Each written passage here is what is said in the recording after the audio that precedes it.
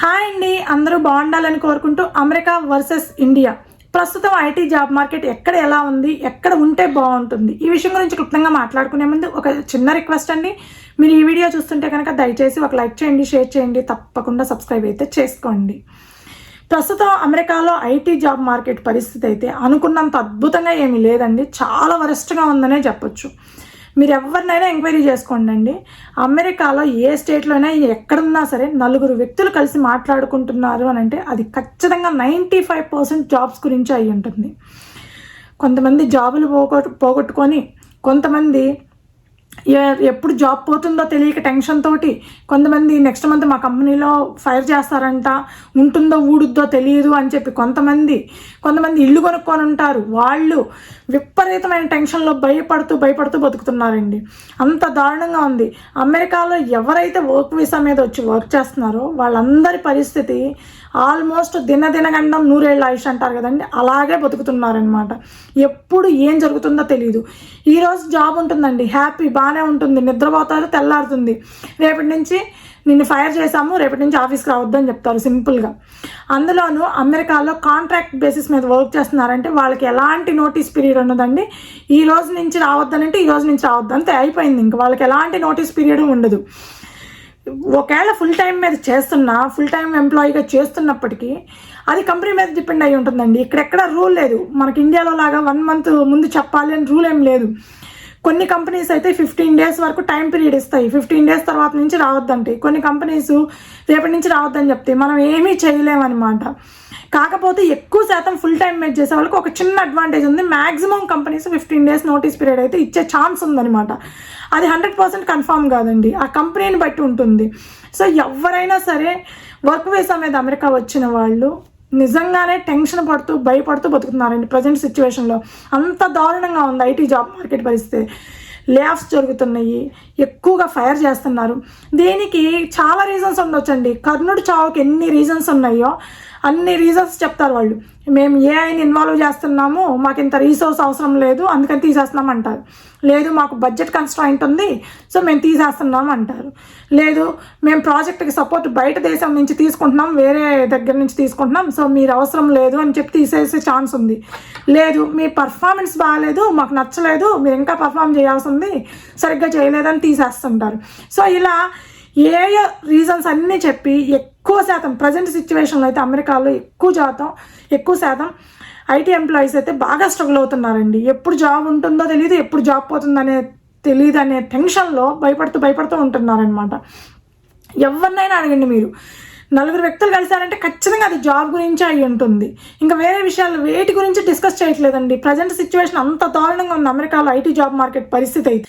మామూలుగానే ఇక్కడ అమెరికాలో రిక్రూట్మెంట్ ప్రాసెస్ అనేది చాలా లేట్ అండి. అందుకే ఎవరికన్నా జాబ్ పోతే వితిన్ 15 daysలోనో 10 daysలోనో 1 monthలోనే జాబ్ వచ్చిన ఛాన్సెస్ చాలా రేర్గా 1% చూస్తామేమో మనం. అంత దారుణంగా ఉంటుంది రిక్రూట్మెంట్ ప్రాసెస్ అమెరికాలో. డెడ్స్లో అనమాట. కుందేలు తాబేలు కథ విన్నాం కదండి, తాబేలు కంటే దారుణమైన స్లోగా నడుస్తుంది అనమాట ఇక్కడ రిక్రూట్మెంట్ ప్రాసెస్. మనకి ఇండియాలో అయితే ఏదైనా సరే మనకి జాబ్ పోయిందన్నా లేదంటే జాబ్ మారాలన్నా మనం ట్రై చేస్తే కనుక వితిన్ 1 monthలో అంతా అయిపోతుందండి. 2-3 ఆఫర్లు కూడా చేతిలో పెట్టుకొని ఉంటారు చాలా వరకు. కానీ ఇక్కడ అమెరికాలో ఒక్కసారి జాబ్ పోయిందంటే 2 నెలలు మినిమం ఖాళీగా ఉండాల్సి వస్తుందండి. అది కూడా 2 నెలల లోపు వచ్చిందంటే వాళ్ళకి చాలా ఫాస్ట్గా వచ్చినట్టు అని అర్థం అనమాట. ఇక్కడ అంత డెడ్ స్లోగా ఉంటుంది రిక్రూట్మెంట్. అసలే ఐటీ జాబ్ మార్కెట్ చండాలంగా ఉంది, వరస్ట్గా రన్ అవుతుంది. దానికి తోడు ఈ రిక్రూట్మెంట్ ప్రాసెస్, అమెరికాలో రిక్రూట్మెంట్ ప్రాసెస్ అనేది ఇంకా వరస్ట్గా ఉంటుంది. సో ఎవరికైనా అమెరికాలో జాబ్ పోయిందంటే కనుక వాళ్ళు మినిమం 2 నెలలు ఖాళీగా ఉండాల్సి వస్తుందండి. నేను ఈ మధ్యకాలంలో ఎక్కువగా విన్నది ఏంటంటే కొంతమంది 2 నెలలు ఖాళీగా ఉన్నారు, కొంతమంది 3 నెలలు ఖాళీగా ఉన్న వాళ్ళని చూసాము. కొంతమంది అయితే రీసెంట్గా విన్నానండి 5 నెలల నుంచి ఖాళీగా ఉన్నోళ్ళు, జాబ్ లేకుండా స్ట్రగుల్ అవుతున్న వాళ్ళు కూడా ఉన్నారట. అంటే ఏంటి, అసలు టెక్నాలజీస్ అని కాదు, ఇంకోటి అని కాదండి, అసలు రిక్రూట్మెంటే జరగటం లేదు. ఆ జరిగే రిక్రూట్మెంట్ కొద్ది గొప్ప జరిగేది వెరీ స్లోగా ఉంటుంది అనమాట. దానివల్ల ఇక్కడ జాబ్ రావడం అనేది అంత ఈజీ కాదండి. ప్రస్తుతం అయితే అమెరికాలో ఐటీ జాబ్ మార్కెట్ గురించి చెప్పాలంటే చండాలంగా ఉందని చెప్పొచ్చండి. ఎవరైనా కొత్తగా అమెరికా వచ్చేవాళ్ళు మాత్రం ఇది చూసుకొని కొంచెం మార్కెట్ పుంజుకున్నాక వస్తే బెటర్ అనేది నా జస్ట్ ఒపీనియన్ అండి. అది వాళ్ళకి ఆఫర్ ఉండి రావడం వేరు, ఇక్కడికి వచ్చి జాబ్ సెర్చ్ చేసుకొని జాబ్లో జాయిన్ అవ్వడం అనేది వేరు.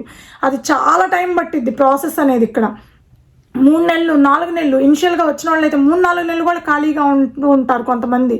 ఎందుకంటే రిక్రూట్మెంట్ ప్రాసెస్ లేట్గా జరగడం మనకి ఇండియాలో ఏంటంటే రిక్రూట్మెంట్ ప్రాసెస్ ఒక ప్రొఫైల్ పెట్టామనుకోండి, ఈరోజు మినిమం 5-6 కాల్స్ వస్తాయి, తక్కువలో తక్కువ అనుకున్నా 4-5 కాల్స్ అన్నా వస్తాయి. ఇక్కడ వారానికి ఒక కాల్ వచ్చినా కూడా గొప్ప విషయం అనమాట. అంత దారుణంగా ఉంటుంది ఇక్కడ పరిస్థితి. సో అమెరికాలో జాబ్ మార్కెట్ పరిస్థితి అస్సలు బాగలేదని చెప్పొచ్చండి. ఇకపోతే ఇప్పుడు ఇండియాలో జాబ్ మార్కెట్ గురించి చెప్తాను. ఇండియాలో నాకు ప్రజెంట్ అయితే తెలియదండి, నేను అక్కడ లేను కాబట్టి. కానీ నా ఫ్రెండ్స్ ఉన్నారు, వాళ్ళందరినీ ఎంక్వైరీ చేసుకొని అడిగి, వాళ్ళు డిఫరెంట్ టెక్నాలజీస్ మీద చేస్తూ ఉంటారు. సో అడిగి కనుక్కొని చెప్తున్నాను. ఇది నాకు తెలిసింది, నేను విన్నదే చెప్తున్నానండి. ఎందుకంటే నేను అక్కడ వచ్చి చూడటం లేదు కాబట్టి. ఇప్పుడు నేను విన్న దాని ప్రకారం అయితే ప్రస్తుతం ఇండియా కంపేర్ టు అమెరికా, ఇండియాలో జాబ్ మార్కెట్ కొంత బెటర్గానే ఉందండి. ఎందుకంటే నేను రీసెంట్గా విన్నది ఏంటంటే, వేరే ఫ్రెండ్స్ దగ్గర నుంచి, వేరే కంట్రీస్లో ఉండే కొన్ని ప్రాజెక్ట్స్ అయితే ఎక్కువగా వేరే కంట్రీస్ నుంచి ఇండియాకి మూవ్ అవుతున్నాయి. ఐటీ ప్రాజెక్ట్స్ ఓన్లీ ఇండియాకే కాదండి, వేరే కంట్రీకి కూడా మూవ్ అవుతున్నాయి. కాకపోతే ఇండియాకి కూడా కొంతవరకు ఐటీ ప్రాజెక్ట్స్ మూవ్ అవ్వడము. ఇండియాలో ఉన్న అడ్వాంటేజ్ ఏంటంటే, ఇప్పుడు ప్రస్తుత పరిస్థితుల్లో 10 years లోపు ఎక్స్పీరియన్స్ ఉందనుకోండి, 2 to 10 years ఎక్స్పీరియన్స్ ఉందనుకోండి, వాళ్ళకి ఈజీగా జాబ్స్ అయితే వస్తున్నాయండి. అంటే మరీ డెడ్ ఓల్డ్ మాన్యువల్ టెస్టింగ్ ఇట్లాంటి వాటికైతే కొంచెం తక్కువనే చెప్పాలి. బట్ నార్మల్ డెవలపర్ పొజిషన్స్ కానీ, ఏవైనా సరే డేటా ఇంజనీర్ పొజిషన్స్ కానీ, డెవలపర్ పొజిషన్స్ కానీ, ఇట్లాంటి పొజిషన్స్ అన్నీ పర్లేదు. 2 to 10 years వాళ్ళకి బాగున్నాయి, మార్కెట్ చాలా బాగుంది. కానీ ఎవరైతే 10 years ఎక్స్పీరియన్స్ దాటిందో వాళ్ళకైతే అంత సపోర్ట్గా లేదంట ఐటీ మార్కెట్ ఇండియాలో. అంటే మనకి ఎక్కువగా ఎక్స్పెక్ట్ చేస్తూ ఉంటాం కదండి కాల్స్, అదంతా మాకు తెలిసిన వాళ్ళు 17 years ఎక్స్పీరియన్స్ ఉన్న వాళ్ళని అడిగాను. వాళ్ళు జావా డెవలపర్గా చేశారు, తర్వాత లీడ్గా చేశారు, తర్వాత జావా మేనేజర్గా, టెక్నికల్ మేనేజర్గా చేశారు. అయినా కూడా రావటం లేదంట కాల్స్. అసలు చాలా రేర్గా ఎప్పుడో ఒకటి వస్తుందంట. వచ్చినా కూడా వాళ్ళ దగ్గర నుంచి ఓవర్ ఎక్స్పెక్టేషన్స్ అంట. ఒకటి కాదు, ఓన్లీ జావా వస్తే సరిపోదు, అడ్వాన్స్డ్ జావా రావాలి, అవి రావాలి, యూఐ రావాలి, టెస్టింగ్ రావాలి, తోటకూర రావాలని చెప్పి వాళ్ళు లోపలికి వెళ్తే, ఐటీ వాళ్ళకి అందరికీ తెలిసిందేనండి, ఇది లోపలికి వెళ్తే ఏదో ఒక టెక్నాలజీ మీద వర్క్ చేస్తారు. కానీ ఇంటర్వ్యూ టైంలో మాత్రం ఒక పెద్ద లిస్టు, ఒక 100 స్కిల్ సెట్స్ మెన్షన్ చేస్తారనమాట. సో అలా 10 years అబవ్ ఎక్స్పీరియన్స్ ఉన్న వాళ్ళకి కొంచెం కష్టమవుతుంది. బట్ ఓకే, స్టిల్ కొద్ది గొప్ప వస్తున్నాయి. మరీ డెడ్స్లో ఉన్న మాన్యువల్ టెస్టింగ్, ఆటోమేషన్ టెస్టింగ్ వీటికి చేసే వాళ్ళకి కొంచెం తక్కువే అని చెప్పొచ్చు. బట్ రిమైనింగ్ డెవలపర్స్ కానీ, అట్లా జావా మీద చేసేవాళ్ళు కానీ, లేదంటే అడ్వాన్స్డ్ టూల్స్ నేర్చుకునే వాళ్ళు కానీ, డేటా ఇంజనీర్, స్నోఫ్లేక్ ఇట్లాంటి వాటి మీద చేసేవాళ్ళు కానీ, ఈఆర్పీ మీద చేసే వాళ్ళకైనా కొంచెం బెటర్గానే ఉన్నాయి ఆపర్చునిటీస్ అని చెప్పారు. ఇండియాకి అమెరికాకి కంపేర్ చేస్తానండి, అమెరికాలో మీకు ఎక్స్పీరియన్స్తో సంబంధం లేదండి. 3 ఏళ్ళ ఎక్స్పీరియన్స్ ఉందా, 30 ఏళ్ళ ఎక్స్పీరియన్స్ ఉందా అనేది అసలు సంబంధమే కాదు. అందరూ సేమ్ పొజిషన్లోనే ఉన్నారు. ప్రస్తుతం ఐటీ మార్కెట్ బాగాలేదు కాబట్టి 3 ఏళ్ళ ఎక్స్పీరియన్స్ ఉన్నా, 30 ఏళ్ళ ఎక్స్పీరియన్స్ ఉన్నా అందరూ సేమ్ ప్రాబ్లం ఫేస్ చేస్తున్నారు ఇక్కడ. కానీ ఇండియాలో అట్లా కాదు.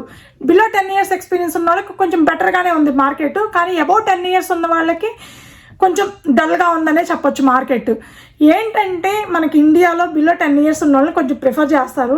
10 years ఎక్స్పీరియన్స్ దాటిందంటే మాత్రం కొంచెం కష్టం అవుతుంది. బట్ అమెరికాలో అలా కాదు. మీకు 15 years ఉన్న, 30 years ఎక్స్పీరియన్స్ ఉన్న సేమ్ ఉంటుంది.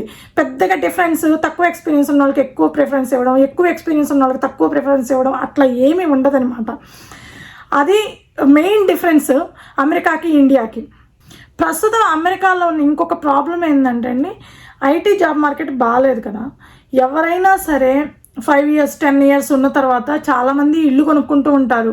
ఏం ప్రాబ్లం రాదులే అనే కాన్ఫిడెన్స్తో కావచ్చు, వచ్చినప్పుడు చూసుకుందామని కావచ్చు, ఏదైనా రీజన్ వల్ల కావచ్చు, కొంతమంది ఇల్లు కొనుక్కుంటూ ఉంటారు. రీసెంట్గా నేను విన్నదండి, ఒకళ్ళ దగ్గర నుంచి కాదండి, ఇట్లాంటి కేసెస్ 4-5 చూశాను. రీసెంట్గా విన్నాను, ఫ్రెండ్స్ దగ్గర నుంచి చూశాను. ఇల్లు కొనుక్కుంటారు పాపం, వాళ్ళు వచ్చి ఒక 7 years 8 years 10 years అయింది, ఇల్లు కొనుక్కుంటారు. ఇల్లు కొనుక్కున్నాక జాబ్ పోతుంది. వాళ్ళకి కనీసం ఇల్లు కొనుక్కున్నాము, ఆ ఇంట్లో మన కొత్త ఇంట్లో మనం ఎంజాయ్ చేద్దామని మురిపం కూడా 3-4 ముచ్చట అయిపోతుంది అనమాట. ఆ మురిపం కూడా తీరదండి. కొత్త ఇంట్లో కొన్నాళ్ళు స్పెండ్ చేద్దామని మురిపం కూడా తీరకుండా జాబ్ పోతుంది. ఆ జాబ్ పోయిన తర్వాత మళ్ళీ వాళ్ళు వెతుక్కొని జాబ్ ఇక్కడే వచ్చిద్దని నమ్మకం లేదండి. అమెరికాలో ఇదే స్టేట్లో మనకి జాబ్ వచ్చిద్దని ఎక్కడా నమ్మకం లేదు. ఎందుకంటే కొన్ని స్టేట్లలో కొంచెం ఐటీ ఆపర్చునిటీస్ ఎక్కువ ఉంటాయి, కొన్ని స్టేట్లో తక్కువ ఉంటాయి. ఒక టైంలో ఒక చోట రావచ్చు, ఇంకొక టైంలో ఇంకొక చోట రావచ్చు. జాబ్ అవసరమైనప్పుడు మనం ఎక్కడికైనా మూవ్ అయ్యేటట్టు ఉండాలి. అమెరికాలో ఇండియాలో లాగా మేము బెంగళూరులోనే చూసుకుంటాము, బెంగళూరే ప్రిఫరెన్స్, లేకపోతే హైదరాబాద్, ఈ 2 ఏరియాలో ప్రిఫరెన్స్ అంటే కుదరదు. ఇక్కడ ఎక్కడ జాబ్ వస్తే అక్కడికి మన వలసదారులాగా వెళ్ళిపోవాల్సిందేనమాట. ఇల్లు కొనుక్కున్న వాళ్ళు వాళ్ళ స్ట్రగుల్స్ చూస్తుంటే అండి నిజంగా బాధేస్తుందండి.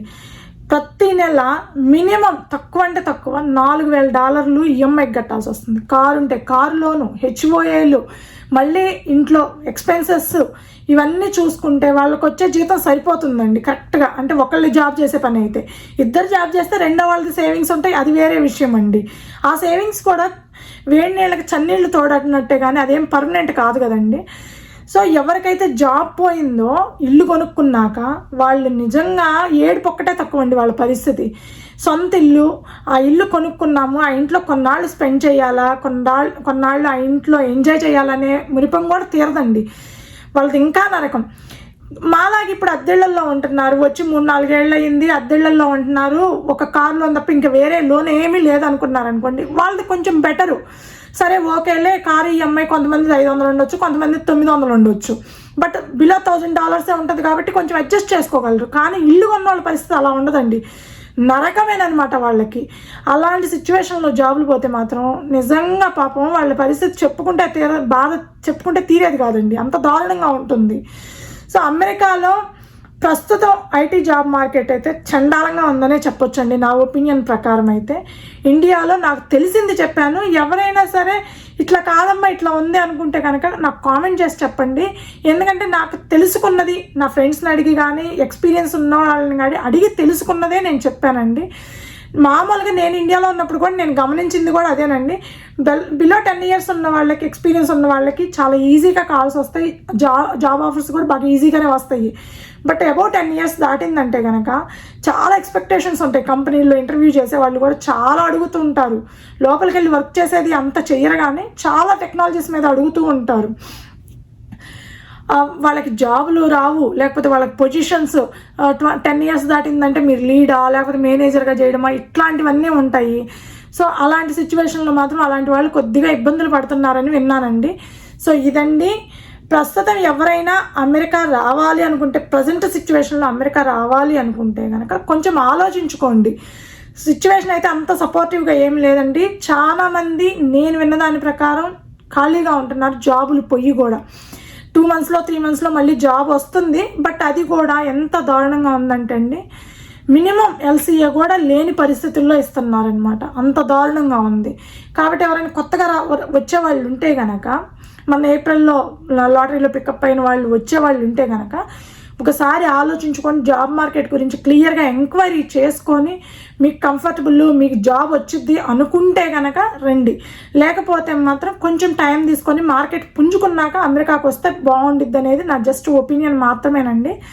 సో ఇదండి అమెరికా వర్సెస్ ఇండియా ప్రజెంట్ సిచ్యువేషన్లో. అయితే నా ఒపీనియన్ ప్రకారం ఇండియాలో ఉన్న వాళ్ళు జాబ్ చేస్తూ ఇండియాలో ప్రస్తుతానికి ఉండి ఇక్కడ జాబ్ మార్కెట్ పుంజుకున్నాక వస్తే బెటర్ అనేది నా ఒపీనియన్ అండి.